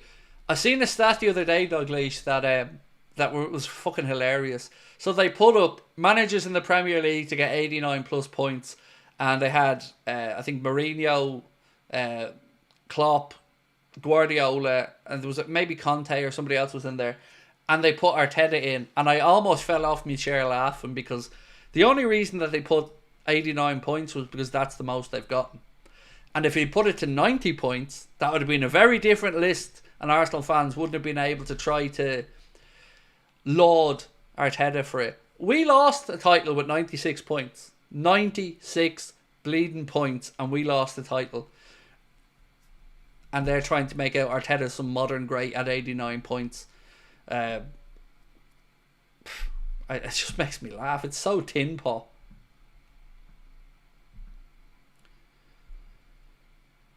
Muckrab said, Craig, we're probably winning the league. I'm going to stop you right there, sir. We are absolutely winning the league. No more talk of 97, sorry. Was it, I thought it was 96 the year we lost, was it? So it was 99 when we won it. And that pisses me off. Sorry, 97, my apologies. 97 points. I'm going to stop you there, Muckrab. Yeah, we're winning it. There's no if anymore, mate. We're winning it. There's no if. We're 98.7% likely, according to the analysts. So, yeah. And we've lost one game this season. You know, to say anything other than we've deserved it. Like, it's not our problem if City don't show up for the season. It's not our problem if Arsenal fall away. We can only beat who we play. And we can only put in the performances that we can. And we're still on track for another 90-plus point season. So, I would have guessed... around September, October, I would have said 86 points, 87 points would probably win you the Premier League this year. I think I did a video actually talking about it. Maybe I went as high as 88, but I certainly didn't think we'd be seeing us or anybody get into the 90-point barrier this season the way the season started. So, you know, consistency is key in a league campaign, and we've certainly been consistent.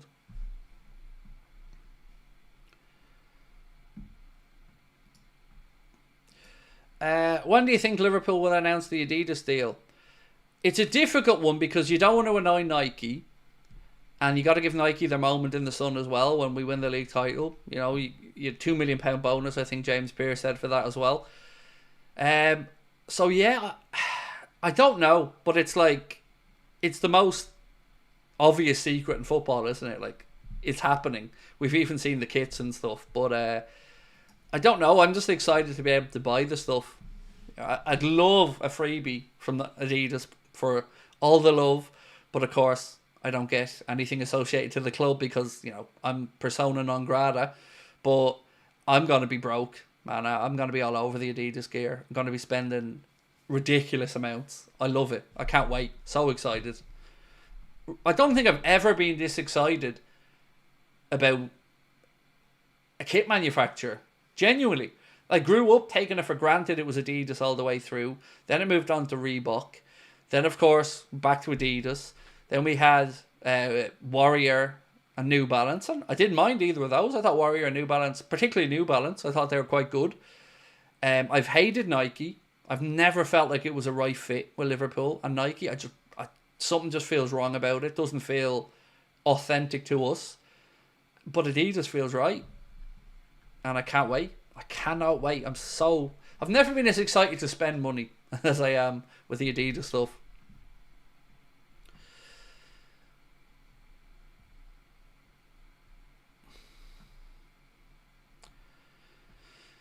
Muckrab said I didn't finish his comment. You said what does their deserve to winner meter say if they have one for the league? I don't know, mate, but all you need to know about the deserve to winner meter is they will always find a way to make Arsenal deserve to win. It's to make themselves feel a bit better. Watching from Cambodia. Nice one, Sal. Welcome in. What do you say? You can't seem to find any Liverpool fans in my country. I'm sure they exist somewhere. I don't know Cambodia well enough, but I'm sure they exist. Thomas Caulfield said, Slot and the scientific team have been the small difference between this year and last year. I'm glad you brought that up, Thomas. Thank you, Thomas Caulfield. Shout out. I did a video in the summer about Ruben Peters, who is the guy that Arne Slot looks to for basically the go-ahead to play players or the intensity of training. And together, along with the rest of their team, They made sure the Feyenoord had like 90% plus availability of first team players last season. And it was certainly something that was highlighted. You know, I'm quick enough to call out journalists for stuff, but this, in fairness to those journalists, was something that was spoken about when Arne Slot and his team were coming in. And I remember doing my video on Arne Slot and going through all my notes, and Ruben Peters' name came up. And I thought, I wonder will they be able to make that small difference, like you've said, between keeping players available into a part of the season where we've fallen apart in a few seasons with injuries. So yeah, I'm glad you brought it up, Thomas, because they certainly deserve that credit. You know, it's very difficult to measure these things because you're dealing in hypotheticals a lot of the time. What might have happened if this didn't happen, but from my understanding of reading about Ruben Peters, his word was gospel to Arne Slot. If he said you can only train the lads at this intensity today, that's what happened. If he says this guy should only play 65 minutes, Arne listens. And you've seen it this season, like with Trent being taken off, coming back from a knock, or other players. They haven't wanted to roll the dice, and it stood us in good stead. So yeah, man, good comment.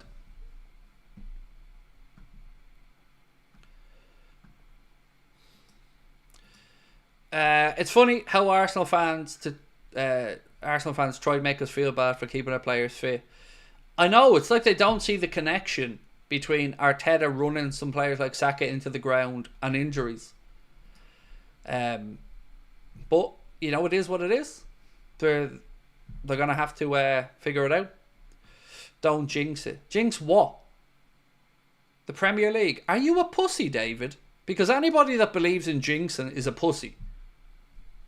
You know, you're putting faith in an unmeasurable, hypothetical scenario of me saying something.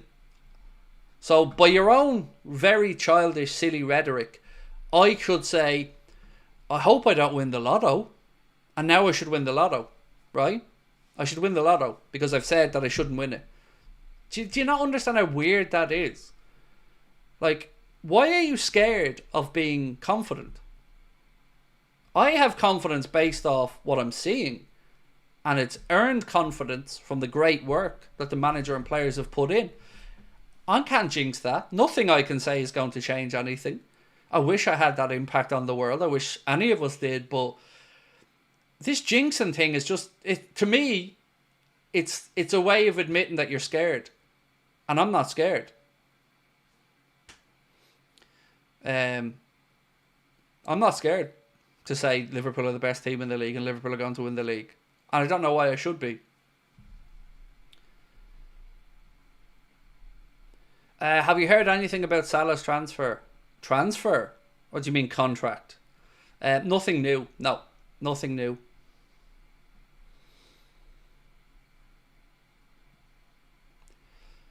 Ash, how are you, my friend? Said, I'm sure I saw a stat somewhere that Liverpool were ranked 20th in the league for distance covered.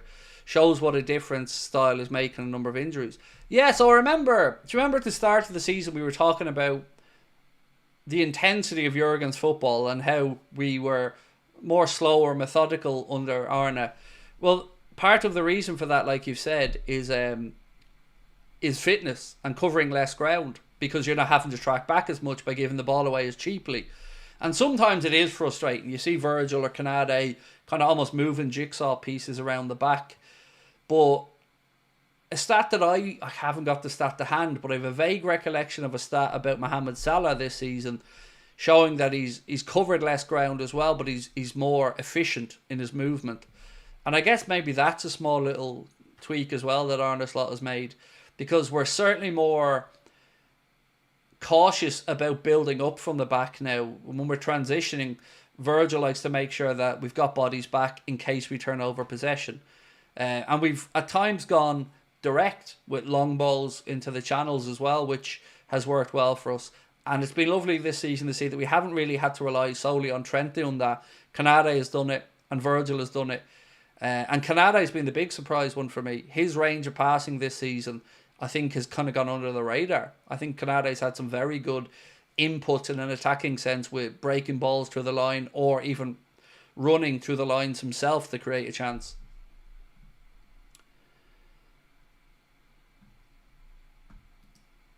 Paul, how are you, my friend? said 101 goals scored this season. Any particular favourite? Oh, Paul, this is where me having no memory comes in, mate. I have a shocking memory of these things. Favourite goals this season. Do you know what? Rather than me trying to rack my brain, let's put it into the chat, Paul, because it's a great show. And we'll see what suggestions people come up with. Because I have a memory like a goldfish, mate, for some of these things. You don't want me in a Liverpool table quiz if you have to remember substitutions, goals, or goal scorers. I'm no good to you in that regard. The corner kick, though, recently against Man City was a particularly satisfying one because it was just so perfect in the way it worked. But, you know, that's very recent, so I'm probably bottling it there. Keep voting on the poll, by the way. We asked, would you rather Kirkes or Haddo? So do keep voting away.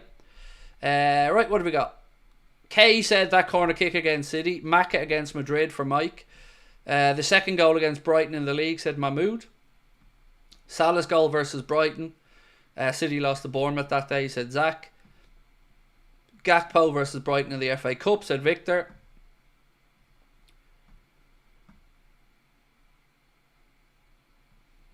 What if we got Gakpo versus Brighton again for Luxolis. Gakpo versus West Ham. Salah double against Brentford, said Muha. Maka's against Madrid, said Pro. Salah's recent penalties. Do you know what, Aaron? Fair shout on those, because Mohamed Salah's last 2 penalties he scored for Liverpool have been 2 of my favourites. He's been absolutely incredible with those 2 finishes. And who was it today? Who took the penalty? Was it Anderson for Fulham? One of the Fulham players took a penalty today, and it was top bins, and it was one of the best penalties I've seen in ages. Like, very brave, right into the top corner. Diaz chip against Leverkusen, said Izan. Salah against Brighton, said Red Gamer. Sanchit said, Craig, did you know Klopp's documentary is only available to watch in the UK? I'm not able to watch it in Poland.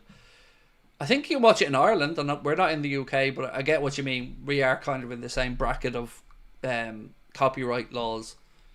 That is sad, and I hope it becomes available to other Liverpool fans, because, you know, something like that, you want as many people as possible having access to watch everything about the great man. So yeah, I hope they find a platform and you guys all find a way to watch it. It was Sander Berg, was it? Yeah, thank you. What a penalty that was. Whoo! It was unbelievable, that penalty.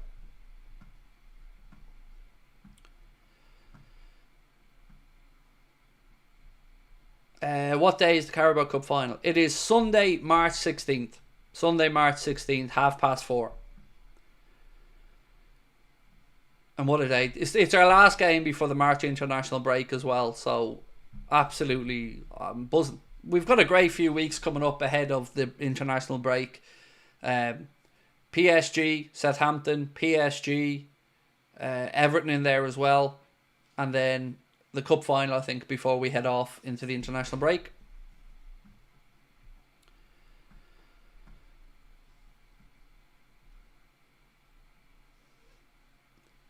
Salah versus Leicester, Faluki boy was a favourite for him.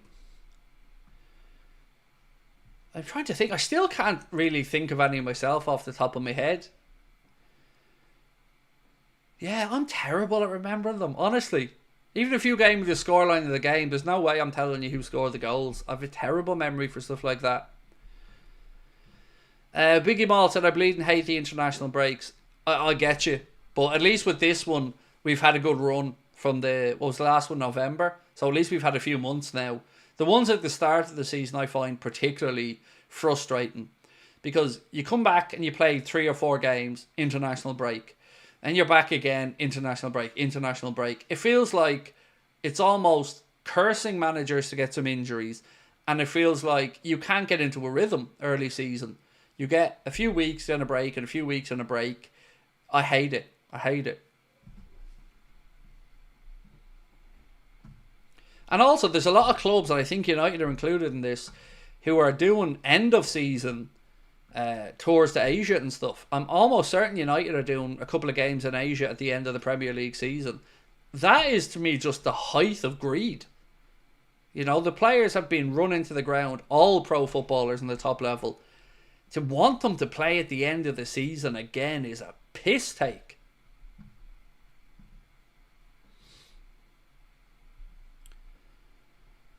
Craig, I know you said you don't really mind who gets top goal scorer, but I think it's well deserved for Salah to at least win his own few trophies. Look, don't get me wrong, I want them to win it, but you know, it wouldn't break my heart if he didn't do it and we still won the league. But you're right, you know, this season for Mo, any accolade that he can get's deserved.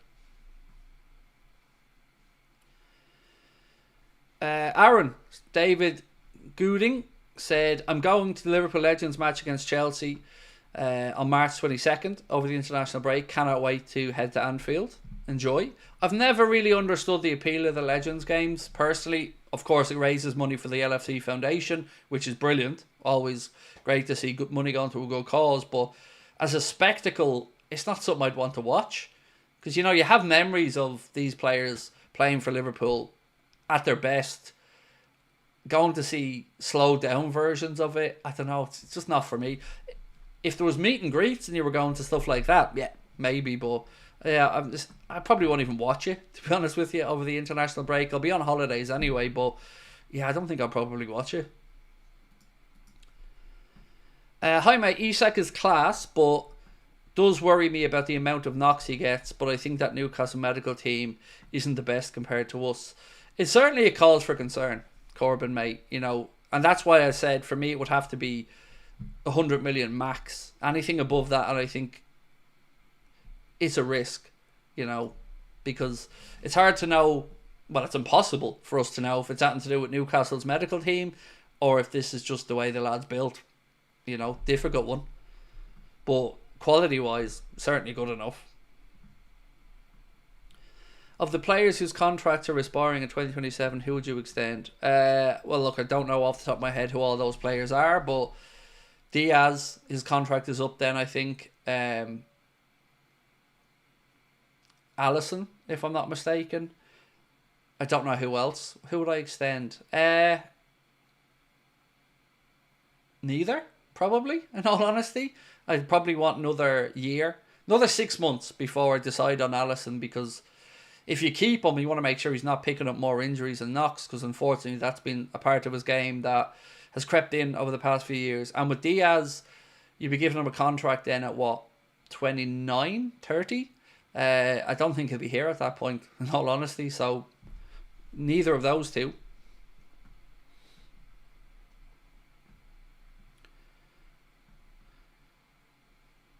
Salah's goal against United at Mo Trafford. I love that, Marcus.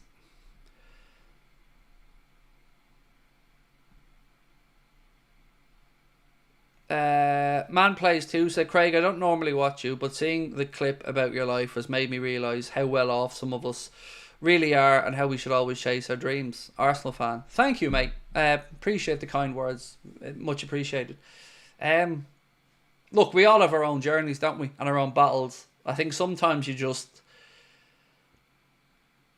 don't know about people, you know. You see clips or you make judgments, and I certainly make judgments as well of people, but I just feel like sometimes it's important to address these topics because, not because I want to highlight myself as much as I just want people to see that it's always worth plugging on and putting yourself out there. You know, who knows? I didn't know that 7-2 clip was going to be a turning point for us and my life will change from there.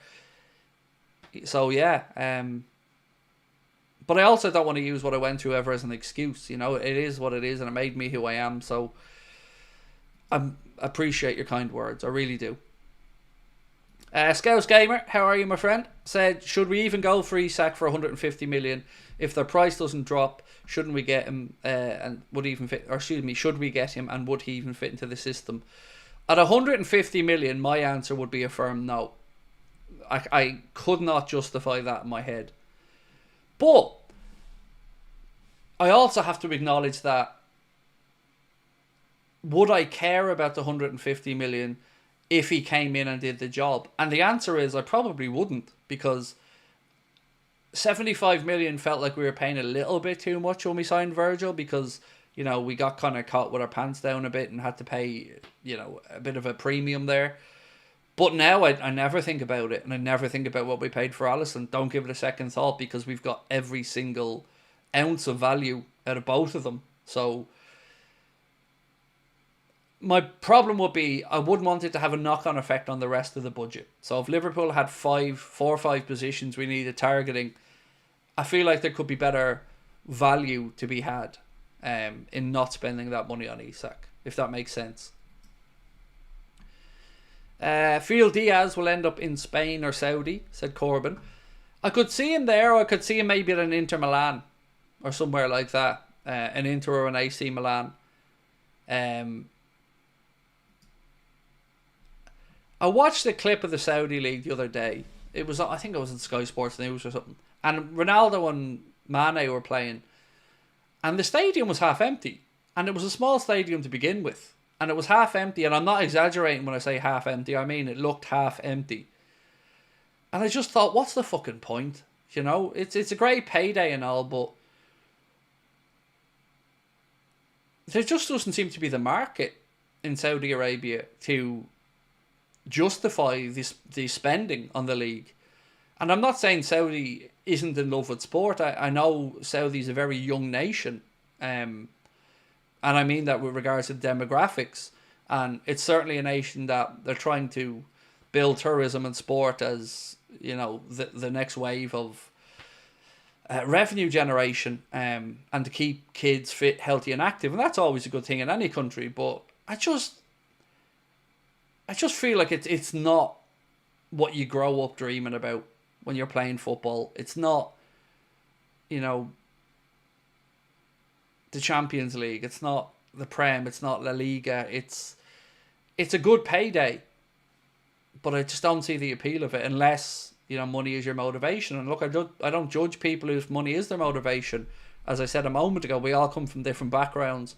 And if you can go to Saudi and it can change 3-4 generations of your family, I'm not going to judge you for that. I don't understand the levels of poverty some people come from. So, yeah, but it hurts me when you see young players in their careers going over there, and you just think, it's just not a good move for you. It just isn't.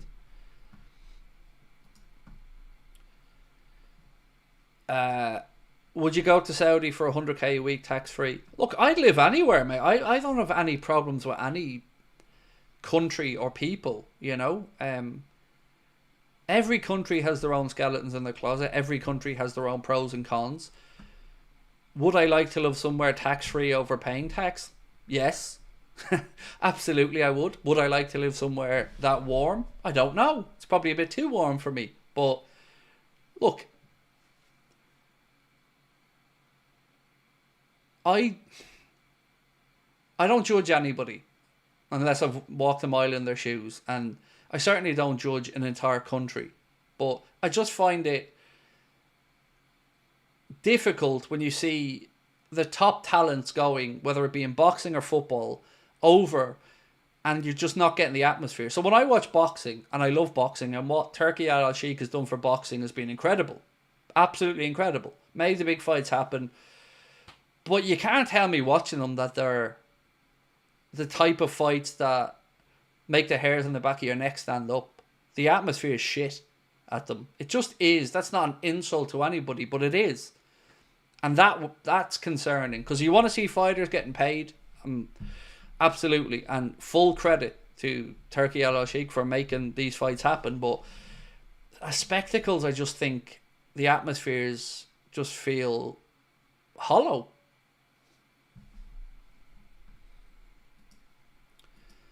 The Gyökeres hype died quickly. I never had any Gyökeres hype, to be honest with you.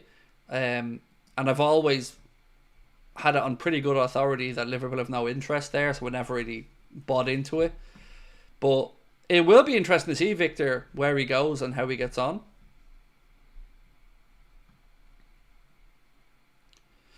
Dan said, "Hey Craig, how have you been? Miss you on Twitter. We used to be mates on there. Hope you and the fam are doing well." Thank you, Dan. Family are alright, man. I hope yours are as well. I tell you what, mate, I don't miss Twitter as a whole. I miss the good folks like yourself who I would have interacted with. but I don't miss feeling shitty about myself and being rinsed like I did get on there.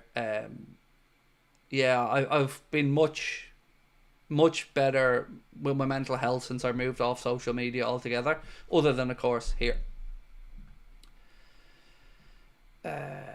Would you be happy with Nunes and 50 million for Isak? Yes, because I think for me Nunes' value is probably realistically about £60 million. Now I'm not saying you might not get more than that from a club in Saudi or whatever, but I think 60 million plus 50 million, 110, yeah, I could live with that. It's just on the far side of the 100 million barrier I talked about. Yes, can we get to 1,000 likes? That would be amazing, J Muse. So we're at 667. So if you haven't hit the like button, please do. Scouse Gamer said, thoughts on Mamardashvili's season so far? It's a tough one to gauge, isn't it? And I'm not going to sit here, mate, and tell you I've watched all of Valencia's games. I haven't. But I kind of feel sorry for him that he has such a poor version of Valencia ahead of him. But I'd also be a liar if I said it didn't give me some concern over him coming to Liverpool. Because as much as I've always known he's a great shot stopper, good at commanding his area, I've always wondered about him playing out from the back with us and his distribution and how that would work out. So if I knew that one of Kelleher and Allison were staying next season, I'd feel a lot calmer about it, if that makes sense. And it'll be interesting to see if he does come straight in, because I've started to see some chatter around another year's loan. I don't know if there's any truth to it, but it's a weird one. It's a weird one because all I'm saying is I don't want us to ruin a great goalkeeping roster and blow it all up for some uncertainty. So yeah, it's one of those, and we touched on it at the start of the stream, it's the area of the pitch I'm most concerned about because we have really good options there at the minute. So Mark said, referring to the 2027 question, Alisson, Endo, Gomez, Costas, Jota, Jones, Diaz, Elliott, Bradley are instead from Bajcetic. Ooh, wow. I don't think Jota will get an extension. Elliott, who knows? It's difficult to gauge what's going on with Harvey Elliott. Doesn't look like the manager fully trusts him yet. Bradley will get an extension. Bajcetic will get an extension. Costas, I reckon, gets sold this summer. Jones, I would say extension under Arne Slot. Alisson, unsure about his future in general. Endo won't get an extension. If anything, I think he'll either leave for free or he'll leave with one season left. And Joe Gomez, I have a feeling he'll move this summer, but not because Liverpool will want to push him out. I think he might just look around and think, I need more minutes, I need more football. My career is kind of petering away a little bit.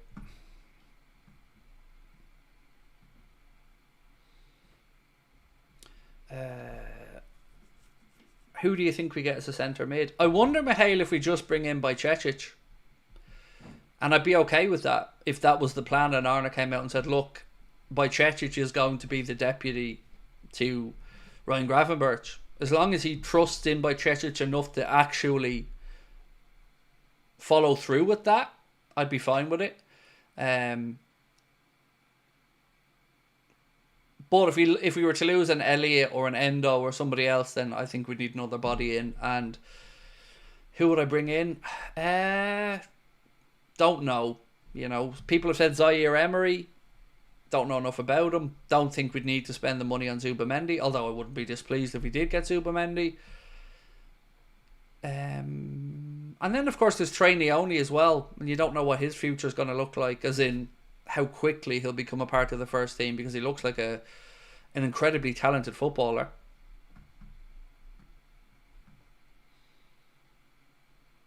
Jesus, I can't believe we've nearly been on 2 hours. We're going to finish up at 10:30, so we're going to stay on for another 13 minutes or so. So if you have any comments or anything you want to get in, please throw them in. Number one channel. Thank you, mate. Much appreciated. I don't know where all the love has come from tonight, but sometimes I feel like you guys have a sixth sense, because I needed a good night tonight, and I was determined to keep it upbeat when I came on, and I feel like, as cheesy as this sounds, you've kind of all wrapped your arms around me and given me a big virtual hug, and thank you. McConnell. Yeah, Jose McConnell is a player that I think you can see that Arne Slot really rates. The plan, he was supposed to go out on loan for the second half of this season, but the shoulder injury to Tyler Morton meant that McConnell was being kept around. Tough one, because you don't want to stop his development, but I think a loan would be where I'd go with McConnell. And as interesting as, or as weird as this might sound, I feel like McConnell could do with a loan outside of England. So I'd love to see him go over somewhere like, I don't know, Feyenoord, Dortmund, Lille, I don't know, somewhere in Europe to just get that bit of, what's the word I'm looking for? Experience, but also another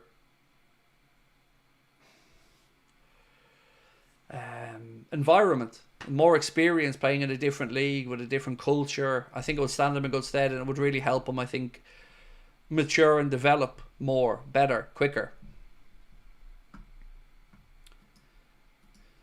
Corbin said, I wish we stayed in the FA Cup, but a quad may be impossible. Think Arne did the right thing by not over pushing the squad. I was never that arsed going out of the FA Cup, to be honest with you. You don't want to go out, you never want to lose, but it is what it is. I'd rather the League Cup than the FA Cup. I've said this for years. It's just something, it's a personal preference to me. And it'd be nice if we could, look, it looks like City will win the FA Cup, but it'd be nice if somebody like a Brighton did it.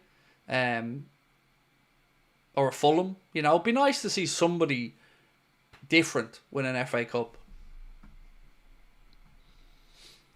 Dave Brummage, thank you, bro. Appreciate you. Dan said, can't believe Isak's only 25. The one that got me this season, Dan, you went on to say, remember signing him with Football Manager as a kid 8 years ago. The one that really shocked me was Brian Mbeumo only being 24. I would have bet my life he was 27 or 28, and when I researched and seen he was 24, I was shocked. Do you think City get the FA Cup, or maybe Bournemouth or even Preston? I'd love an underdog to win the FA Cup. A Bournemouth, a Fulham, a Brighton, any of them. It'd be amazing. Like, what a story it would be. Watching from work, and the main man is still here for 30 minutes. Much love. 13, I meant to say, sorry, 13. Finishing up at 10:30. But Cecic deserves game time. He was great when he first came in, said Dylan Morris. Yeah, I was so blown away by how accomplished he looked and how at ease he felt and looked in that midfield in that first season. Kind of felt similar vibes as well with Trey Neone. He's somebody who looks so composed to me for such a young footballer. If we win all three, people say not FA. Who gives a feck, mate? Who gives a shite what they say? Imagine we won the Premier League and the Champions League. Like, allowing for the League Cup or whatever. But just imagine that. I've not seen that in my life. That would be... I don't even want to be...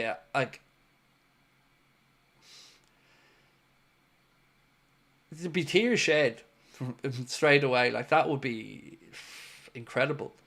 I'm not even thinking about that yet. Hand on heart, the only thing I feel confident saying is we are going to win the league. I've no problem saying that. I think the cup final certainly taken a twist in our favour, with Gordon being suspended and Isak maybe being a doubt, but it's still a cup final.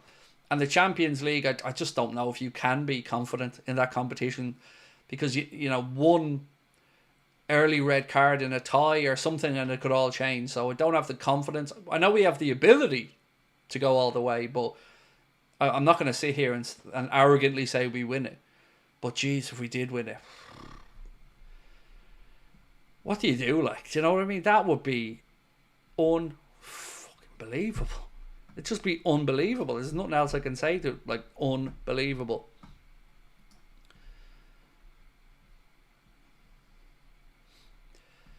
Thoughts on the new goalkeeper rule? Yeah, I'm for it. I think it's a good rule. An indirect free kick felt very harsh, particularly if it was, if a keeper was in around the 6-yard box or something. So a corner feels fair. I think it's a decent shout. Yeah, certainly not a rule that I'll be kicking up too much fuss over, but it'll be interesting to see how much it's enforced. Right, so we asked you guys a while back, who would you rather, Carragher or Hatto?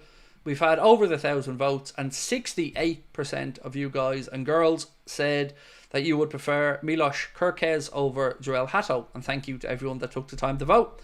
We are 250 likes away from 1,000. So if you can take a second, hit that like button, be much appreciated. And also thank you to everyone that helped us go past 302,000 as well this evening. Much appreciated. Would Hatto be ready good enough to start ahead of Robbo straight away? Unsure, because you never know how any new player would take. But I do feel it will be Robbo and whoever the new left back is. I think it'd be very surprising to me if we keep Costas and moved on Robbo. I feel like it's got to be Costas that gets sold. Nunes to Atleti's being dismissed by their CEO. Yeah, I did see that, Muckrab. And we did a stream the other night where we'd seen, and you probably remember it, we were linked with Darwin moving as Atleti and Barcelona were two clubs. But you're spot on, mate. I did see the same comments that you're talking about where he said that, no, that wasn't in their plan. Zevon said, I just want succession planning for Virg, Salah and Trent. I'm with you. 100%. And I feel like we can control the succession planning for Virgil and for Mo because we have the ability to make sure that they stay. But we don't know yet where Trent's head's at, so we don't know whether that's a Trent thing or a Liverpool thing. But you're right, we haven't succession planned fully. So I agree. I think keep Virgil Mo for 2 more years and properly succession plan by bringing in somebody like Dean Huijsen and giving him a year or two to physically mature and, of course, to gain more experience as well. Badruddin, good night to you, my friend. At the Anfield Effect, cheers, bro. Appreciate you hitting the like button. I love the format of your recent Champions League predictions. Do you think you'll do more of them? Yeah, so I was going to ask if you guys wanted me to do them for the Premier League every week now. I hadn't really thought about it before, but there's been lots of comments from people saying they enjoyed the video, and anything that you guys feel happy enjoying, yeah, I'm happy to make. So if you want me to do them, I certainly had planned to do them for the quarterfinal of the Champions League onward, but I think we could maybe do a Premier League one every week, similar format. No problem for us to do them. It's a fairly straightforward thing.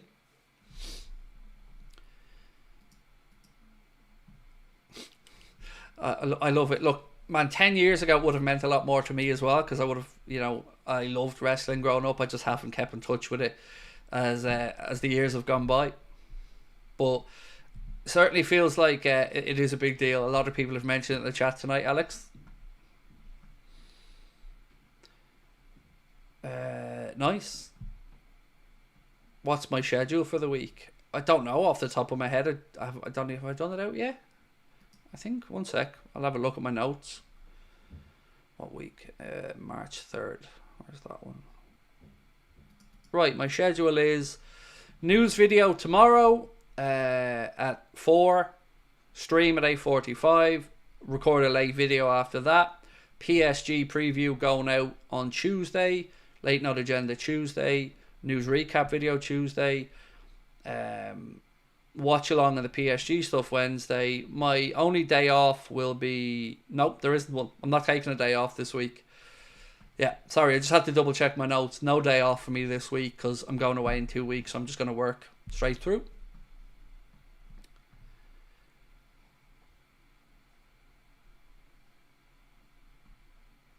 Anything we want, live broccoli mukbang. Yeah, that's not happening. Sorry. Anything football related, but no broccoli. Well, I will eat Broccoli. When we win the league. Yeah, God. I can't believe I still... By the way, am I still top of the Irish guys preview or predictions? Because that's going to be fun. Because my what do you call it? He has to shave his head if I win that, which will be fun. So yes, if I'm still top of that, then the Irish guys gone bald, because that's my what's the word I'm looking for? Oh my God, today's blanking. What's the word I'm looking for? Not there. Fuck me. Forfeit, yeah. How did I not remember the word forfeit? I must be tired. Yeah, my forfeit is he's shaving his head. So, if I'm still top of that league, what a fluke that is, by the way. But yes, if I'm top of that league, he's shaving his head. And I don't mean Blade 1, I mean Craig bald. Studio Neo said, Craig, I watched one of your clips about your life story. Completely misjudged you. Keep up the great work. Man, appreciate you. I always say I understand if people see a clip of me or something, or, you know, don't like me. That's alright. But I appreciate anyone like yourself that also changes their mind. And look, we all have our own journeys, don't we? You know, mine was tough at times, but you know what? It's got me to where I am now, and I never thought I'd have what I have now with everybody. So, man, I'm very grateful for all the support. Thank you. What do I think about the FA Cup quarter-final fixtures? Yeah, they looked all right. I'd love either like a Fulham or a Bournemouth or a Brighton, somebody like that to win. It'd be great.